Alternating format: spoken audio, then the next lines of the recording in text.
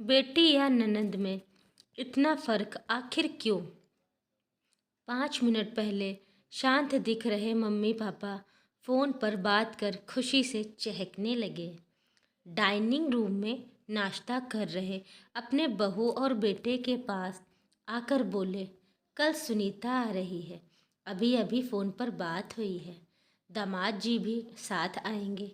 रोहन, तुम कल दोपहर 4 बजे एयरपोर्ट चले जाना दोनों को लेने। इस सुनीता को और कोई काम नहीं है क्या? जब देखो तब आ जाती है। यहाँ पर मैं नहीं जा पाऊँगा, मुझे और भी ज़रूरी काम करना है। क्या वो टैक्सी करके नहीं आ सकती यहाँ तक? रोहन गुस्साई आवाज़ में बोल पड़ा। अपने बेटे के मुंह से अपनी बेटी के लिए ऐसे बोल सुन माँ एकदम दंग रह गई। अरे, तबीयत तो ठीक है ना तेरी? कैसी पागलों की तरह बात कर रहा है? घर में 2 गाड़ियाँ होते हुए बहन को टैक्सी में आने के लिए कहता है।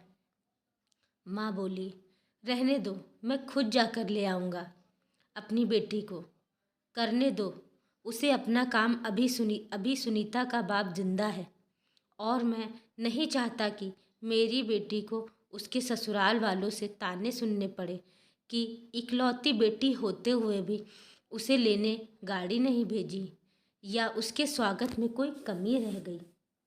पापा ने बेटे को अपनी नाराज़गी जताते हुए कहा, आप दोनों समझते नहीं हो मम्मी पापा। वो जब भी इस घर आती है तो सारी दिनचर्या बिगाड़ देती है। वो तो आराम से बैठी रहती है किसी महारानी की तरह। हम सबको उसकी आवभगत में लगना पड़ता है। मेरी पत्नी का तो पूरा दिन ही दीदी और जीजा जी के आगे पीछे उनके ऑर्डर पूरे करते हुए निकल जाते हैं। गुस्से से रोहन बोला, आज क्या हो गया है? तुझे कैसी बहकी बहकी बातें कर रहा है? बहन है तेरी, कोई पराई तो नहीं है ना? अब क्या है उसका इस घर में? शादी में दे दिया था ना हमने उसको जितना देना था, फिर क्यों चली आती है बार बार यहाँ पर? और हर बार बैग भर भर कर लेकर जाती है। वो अलग। आपको समझना चाहिए, वो सिर्फ हमें लूटने आती है और कुछ नहीं। रोहन ने तंज कसते हुए कहा, तुझे क्या, अगर वो यहाँ से थोड़ा कुछ ले जाती है तो ये सब मेरी मेहनत की कमाई है और मैं जो चाहूँ करूँ। चाहूँ तो पूरा सुनीता को दे दूँ।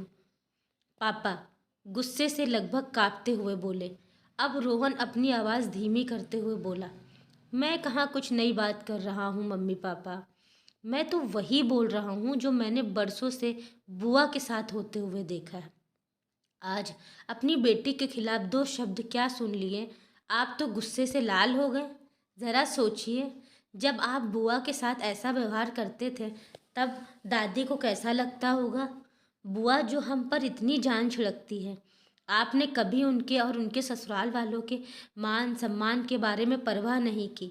उन्होंने कभी भी आपसे कुछ नहीं मांगा, बल्कि हर बार वो अपने साथ कुछ ना कुछ लेकर ही आती।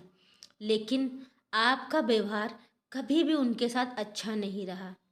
दादी ने भी आपसे कभी नहीं कुछ भी कहा कि मेरी बेटी को पैसे दे दो या कुछ खरीद के दे दो।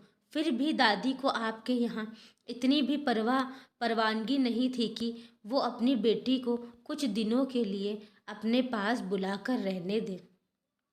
अपनी बेटी का ऐसा अपमान वो सही नहीं कर पाई, इसलिए वो गांव में पुराने घर में अकेले रहने चली गई। बुआ भी अपना अपमान सह लेती, पर आपने अपने पति का भी मान नहीं रखा, इसलिए उन्होंने भी हमारे घर आना छोड़ दिया। जिस तरह सुनीता इस घर की बेटी है, बुआ भी तो इसी घर की बेटी हैं। आपने 2 बेटियों में फ़र्क कर अच्छा नहीं किया। और रही मेरी बात, तो मैं अपनी बहन से बहुत प्यार करता हूँ। मैंने कभी अपनी पत्नी को उसके खिलाफ गलत बोलने का हक नहीं दिया और वो बोलेगी भी नहीं। मैं खुद जाकर उसे लेकर आऊँगा, क्योंकि मुझे मेरी बहन पर गर्व है, अपने अच्छे भाई होने पर भी। हो सके तो मेरा इन कटी शब्दों के लिए मुझे माफ़ कर देना। इतना कहकर रोहन अपने ऑफिस के लिए निकल गया। माँ और पापा का सिर शर्म से झुक गया। थोड़ी देर की शांति के बाद पापा ने हिम्मत कर अपनी बहन को फ़ोन लगाया। बहन के फ़ोन उठाते ही वो फूट फूट कर रो पड़ा और बोले, दीदी हमें माफ़ कर दीजिए। हमने इतने साल आपके साथ जो भी दुर्व्यवहार किया है उसके लिए हम सच में शर्मिंदा हैं। दीदी आपकी बहुत याद आ रही है। आप अपने घर आ जाइए हमसे मिलने। अगर आप कहे तो मैं आ जाता हूँ आपको लेने। दूसरी तरफ दीदी भी रो पड़ी। वो भाई के इन थोड़े से ही शब्दों से पिघल गई थी। वो बोली, मैं तुमसे नाराज़ नहीं हूँ भैया। मैं जीजा जी को सारी बात बताकर ज़रूर आऊँगी। दोस्तों, बेटी तो बेटी होती है। बहन हो, बहू हो या बेटी, तीनों में कोई फ़र्क नहीं करना चाहिए। इन्हीं से घर की शोभा होती है और इन्हीं से घर खुशियों से भरा हुआ होता है। तो दोस्तों, अगर आपको हमारा ये कहानी पसंद है तो प्लीज़ सब्सक्राइब करें और